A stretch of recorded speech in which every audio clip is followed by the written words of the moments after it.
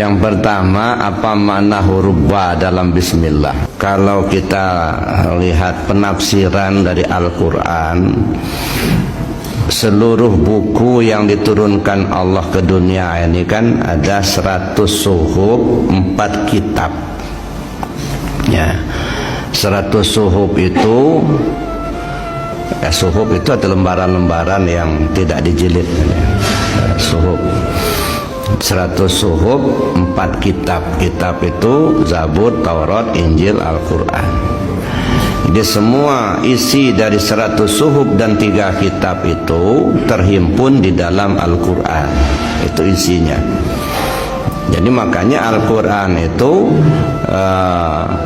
merupakan batu uji. Ya, Syahrul Ramadan allazi unzila fihil Qur'an hudal linnas wa bayyinatim minal huda wal furqan. Jadi mereka Al-Quran itu sebagai batu uji. Kalau ada ajaran kitab sebelumnya itu sesuai dengan ajaran Al-Quran, berarti benar. Kalau ada ajaran kitab sebelumnya tidak sesuai dengan Al-Quran, berarti kitab itu sudah berubah. Nah, itu jadi batu uji.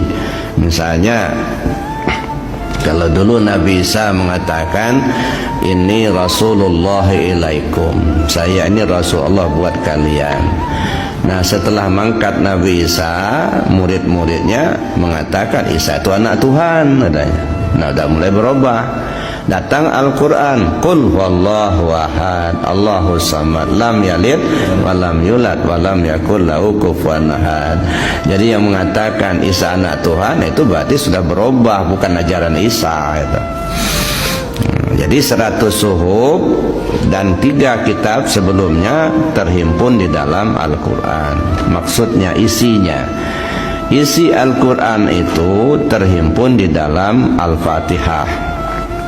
Ya, kenapa? Karena Al-Fatihah itu terbagi 3 bagian. Ya, mulai Bismillahirrahmanirrahim, Alhamdulillah Rabbil Alamin, Ar-Rahmanirrahim, Malik Yaumiddin. Ini hanya untuk Allah saja nih, nggak ada untuk hamba. Enggak.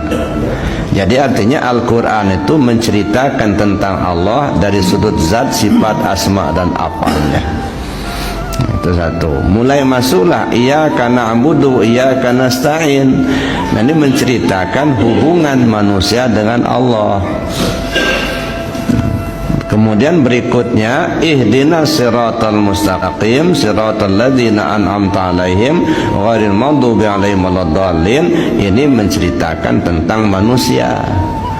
Karena yang diberi petunjuk kan manusia, yang butuh petunjuk itu. Jadi Al-Quran itu isinya menceritakan dengan tingkah pola anak manusia di muka bumi. Maka disebutlah Al-Fatihah itu Ummul Kitab, gitu ya. Kalau skripsi anak-anak mahasiswa kira-kira abstraknya lah, gitu ya. Ummul Kitab. Jadi Al-Quran 30 juz itu terhimpun maksud dan tujuannya di dalam surah Al-Fatihah. Kemudian kandungan Al-Fatihah itu terhimpun di dalam Bismillahirrahmanirrahim. Nah, menciut kan? Nah, jadi kandungan Bismillahirrahmanirrahim itu terhimpun di dalam ba, titik ba. Tapi titik ba yang mana? Bukan titik ba yang ditulis di papan tulis itu. Ini titik ba nih. Nah, ini titik ba. Sebab ini ba, ini sin. Ini kan 3 giginya nih. Nah, di leher kita ini punggung nih. Nah, sin. Ini ujung sini mim, bismi, gitu ya. Makanya di dalam Al-Quran dulu ada tulisan Bismillah itu panjang. Set, nah panjang. Nah, ini melambangkan. Titik banyak, ya ini banyak. Artinya apa?